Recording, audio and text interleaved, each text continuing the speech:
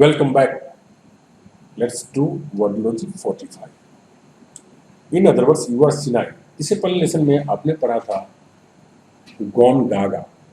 ठीक है, गॉन गागा मतलब क्या होता है कि आपकी ज़्यादा उम्र हो गई है जिसकी वजह से आपका दिमाग कमज़ोर हो गया है, मतलब आप सठिया गए हैं. तो इसके लिए दूसरा शब्द आता है यू आर सिनाइल. सिनाइल मतलब क्या होता है, आप बूढ़े हो गए हैं, आपके अंदर सिनालिटी आ गई है.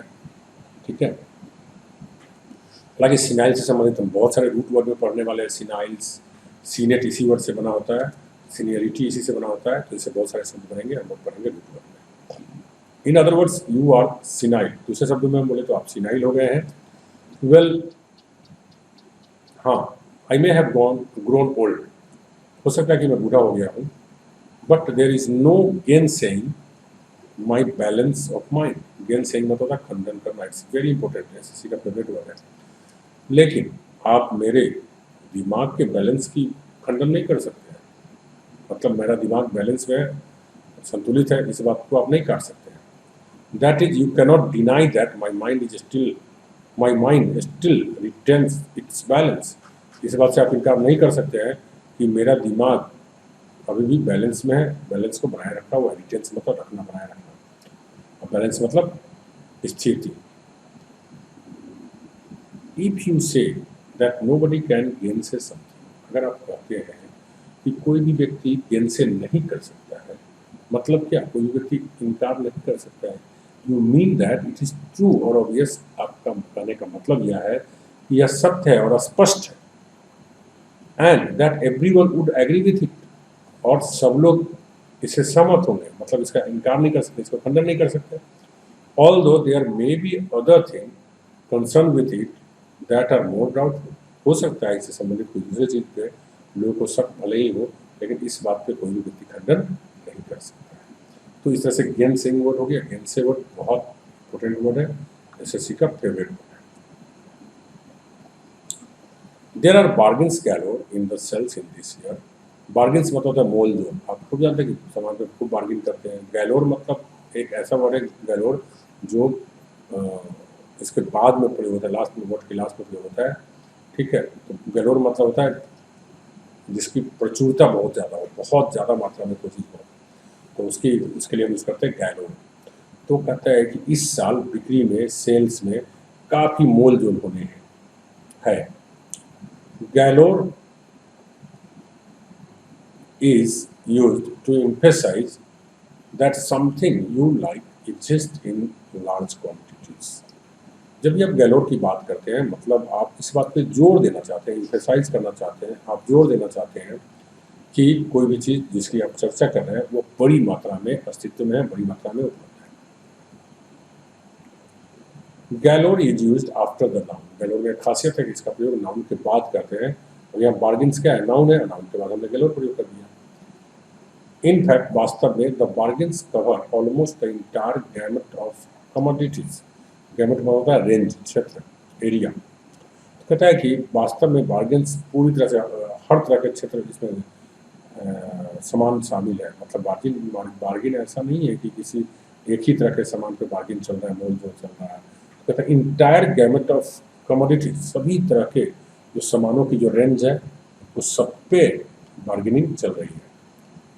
The gamut of something is the complete range of things of that kind. Gamut का मतलब होता है उस तरह की चीज़ों का पूरा complete range, और a wide variety of things of that kind. या आप ये कह लो कि उस तरह की चीज़ों का पूरी वैरायटी, मतलब इसमें पूरा सब कुछ शामिल है. I too collected some pamphlets about these bargains. मैंने भी कुछ pamphlets इन मोल जोल के बारे में, सेल्स गिमिक्स के बारे में कलेक्ट किया, इकट्ठा किया. पैम्पलेट्स क्या होता है, हैंडबिल्स आप देखते हैं रोड किनारे जो प्रचार में बांटते रहते हैं, पर्चा जिसको जनरल भाषा में कह लो. But since I had no money, लेकिन चूंकि मेरे पास पैसे नहीं थे, the pamphlets were no more than garbage for me. तो चूंकि सामान खरीदने के लिए तो मेरे पास पैसे नहीं थे, भले ही उसमें बहुत सारे मोल जोल था, बहुत छूट मिला हुआ था, लेकिन ये पर्चे मेरे लिए गार्बेज से बढ़ कर कुछ नहीं था. गार्बेज मतलब क्या होता है, कूड़ा करकट, रद्दी से ज़्यादा मेरे लिए कुछ नहीं था. Garbage is rubbish. गार्बेज का मतलब होता है रबिश, दोनों साइनो है, मतलब वेस्ट मटेरियल, फालतू का सामान. फ्रॉम ए हाउस और ऑफिस या हाउस है जो बाहर हम लोग फेंक देते हैं, टू बी थ्रोन अवे, जिसे हम लोग बाहर फेंक देते हैं, जिसे फेंक दिया जाता है। Many people suffer from gastric trouble. बहुत सारे लोग गैस्ट्रिक की समस्या से जूझते हैं। What does gastric mean? Gastric का मतलब क्या है? Simple of gas, isn't it? यही ना दिमाग में बात आती है, भाई गैस्ट्रिक मतलब गैस से संबंधित है ना?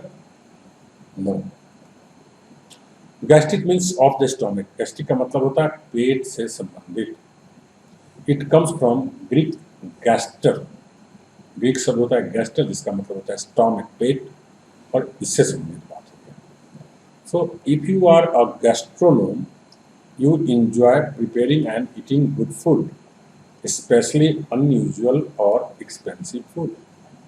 कहता है कि अगर आप गैस्ट्रोनोम हैं, मतलब आप खाना बनाने, अच्छे अच्छे भोजन करने, खास करके महंगे और हट करके भोजन के शौकीन हैं, तो आप क्या कहलाएंगे? गैस्ट्रोनोम। यूजुअली, साधारण तौर पे, you do not expect a gaunt person to be gastronome. खास करके बहुत गॉन्ट मतलब दुबला पतला कमजोर आदमी। कहते हैं आप एक कमजोर आदमी, एक दुबले पतले आदमी से उम्मीद नहीं कर सकते हैं कि वह व्यक्ति गैस्ट्रोनोम होगा। क्यों? क्योंकि अगर गैस्ट्रोनोम होता, अच्छा अच्छा खाना खाता, तो मोटा होता, दुबला पतला नहीं होता। इफ यू लुक गॉन्ट, अगर आप गॉन्ट लुक होते हैं, दिखते हैं, यू लुक वेरी थिन, आप बहुत पतले दिखते हैं यूजुअली, क्योंकि because you have been very ill or worried, क्योंकि आप बहुत बीमार रहे हैं या आप बहुत ज़्यादा चिंतित रहे हैं।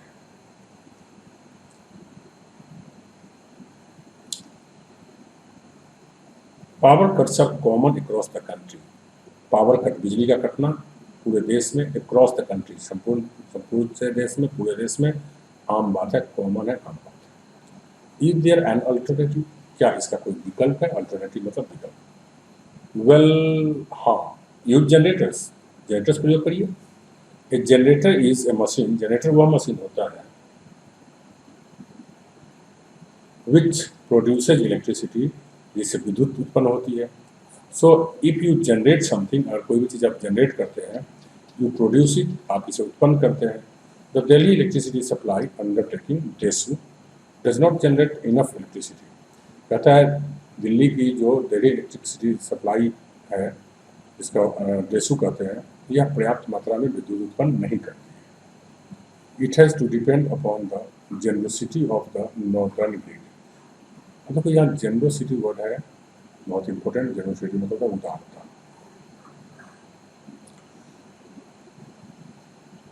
अंडरटेकिंग वर्ड यूज किया गया। अंडरटेकिंग तो होता है, व्यवसाय को भी अंडरटेकिंग बोलते हैं, जिसमें एक संविदा किया होता है। अंडरटेकिंग मतलब जिसमें एक अनुबंध के आधार पर काम किया जाता है। It has to depend upon the generosity of northern grid. बिजली ऑफिस को ग्रिड कहते हैं, अक्सर आप सुनते हैं। तो कहता है कि जेसू को, मतलब दिल्ली इलेक्ट्रिक सप्लाई अंडरटेकिंग को, अक्सर नॉर्दर्न ग्रिड के उदारता पर निर्भर करना पड़ता है। मतलब क्या? नॉर्दर्न ग्रिड वाले अगर बिजली देंगे तभी इसका काम चलेगा, नहीं तो नहीं चलेगा। If a person is generous, अगर किसी व्यक्ति को हम जनरस कहते हैं, he gives more of something, specially money, than is usual और एक्सपेक्टेड। जनरस होने का मतलब, अगर कोई व्यक्ति जनरस है, मतलब वो देता है किसी व्यक्ति को, खास करके पैसे, मतलब जितना देना चाहिए उससे, या जितनी उम्मीद की जा रही थी उससे ज़्यादा, तब ना हुआ उदार। We are often ready to genuflect before generous givers. अक्सर हम लोग तैयार होते हैं जो भी उदार देने वाले लोग होते हैं उसके सामने झुकने के लिए। जेनुफ्लेक्ट मतलब क्या होता है? इस तरह से झुकना जैसे जिसको सम्मान दे रहे हो। इफ यू जेनुफ्लेक्ट, अगर इसको जेनुफ्लेक्ट करते हैं, you bend your knees as a sign of the respect, मतलब उसके आगे आप घुटना टेक करके सर झुका देते हैं। किस लिए? आदर के रूप में। मतलब क्या? उसके आगे आप झुकने के लिए तैयार आते हैं। जेनुफ्लेक्शन इज दस अ जेस्चर। इस तरह से जेनुफ्लेक्शन एक प्रकार क्या होगा? व्यवहार हुआ। जेस्चर मतलब व्यवहार, शारीरिक movement. A gesture is a movement that you make with a part of your body to express a certain meaning. Gesture मतलब होता है शरीर के हिसाब, शरीर से ऐसा व्यवहार दिखाना जैसे आप कुछ कहना चाह रहे हो, कोई मीनिंग देना चाह रहे हो। जैसे हम किसी के सामने जाके झुक जाते हैं, मतलब क्या? मैं आपको आदर दे रहा हूँ। Genuflecting to the whims of your rulers is a costly experience। कहता है कि किसी शासक के सनक, विम्स मतलब क्या होता है, सनक के आगे किसी आदमी को झुक जाना, जनफ्लेक्टिंग का नाम मतलब झुक जाना, उसके ललू चप्पू करना, इज अ घास्टली एक्सपीरियंस, एक बहुत ही भयावह एक तजुर्बा होगा। घास्टली क्या होता है, चलिए देखते हैं। That is you find it very unpleasant, कोई भी चीज़ घास्टली है मतलब कि ये बहुत अप्रिय है। क्यों? Because it takes you, sorry, it makes you unhappy, क्योंकि आपको नाखुश करता है, और एम्बैरेस्ड, आपको घबरा देता है, आपको परेशान कर देता है।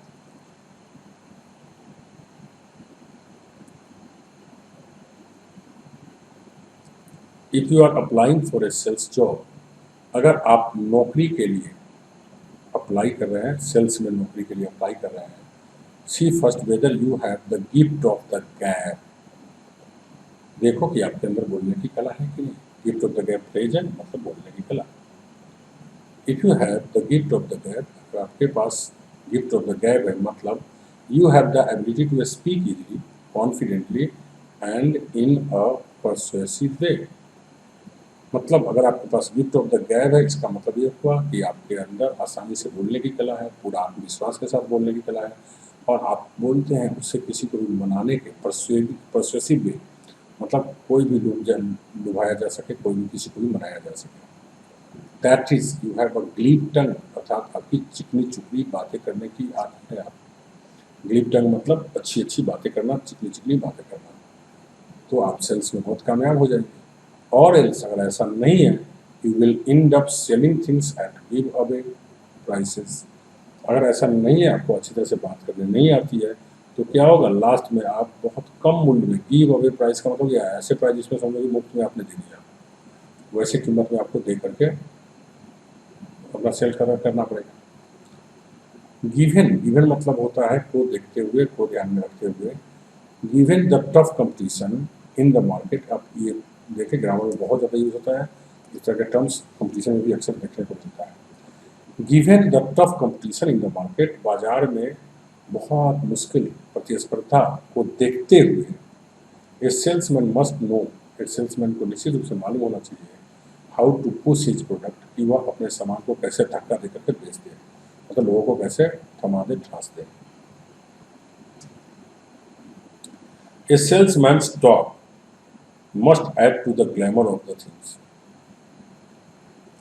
एक सेल्समैन की बातों में ग्लैमर नजर आनी चाहिए। ग्लैमर क्या होता है? ग्लैमर का मतलब होता है आकर्षण। क्या नजर आनी चाहिए? आकर्षण नजर आनी चाहिए। Glamour is the quality of being more attractive, glamour होता है और ज़्यादा आकर्षक, एक्साइटिंग, उत्तेजक और इंटरेस्टिंग, रोचक बनने का, देन ऑर्डिनरी पीपल, आम लोगों के बजाय, और थिंग्स, वस्तुओं के बजाय। Glamorous people are in glare of publicity, glamorous लोग जो होते हैं प्रसिद्धि के चकाचौंध में होते हैं। अक्सर हीरो हीरोइन सबको ग्लैमरस कहा जाता है। क्यों? क्योंकि वो पब्लिसिटी के चकाचौंध में होते हैं, लोगों के बीच में रहते हैं, सब लोग उसको देखते रहते हैं। Glare is very bright light that is difficult to look at, glare मतलब होता है चकाचौंध, चमकने वाली चीज़। चमकने वाली चीज़ इतनी अधिक लाइट होती है कि मतलब जिस पर देखना थोड़ा मुश्किल होता है। ठीक है। If you are in the glare of publicity, अगर आप पब्लिसिटी के ग्लेयर में हैं, मतलब प्रसिद्धि के चकाचौंध में हैं, you are constantly being watched, मतलब आप पे लगातार लोग देख रहे हैं, and talked about by a lot of people, बहुत सारे लोग आपके बारे में बात कर रहे हैं। जैसे हीरो हीरोइन, नेता, ये सब क्या है? ग्लैमरस है। If something bad is very obvious और नोटिसेबल, अगर कोई बुरा चीज़ बहुत ज़्यादा होता है जिससे बहुत आसानी से लोग ध्यान दे देते हैं, इट इज़ ग्लेरिंग, तो इसे कहते हैं ग्लेरिंग, स्पष्ट रूप से दिखने वाली। I hope there are no glaring mistakes in this book, मुझे उम्मीद है कि इस किताब में स्पष्ट दिखने वाली कोई गलती नहीं है। आई एम ग्लैड, मैं खुश हूँ।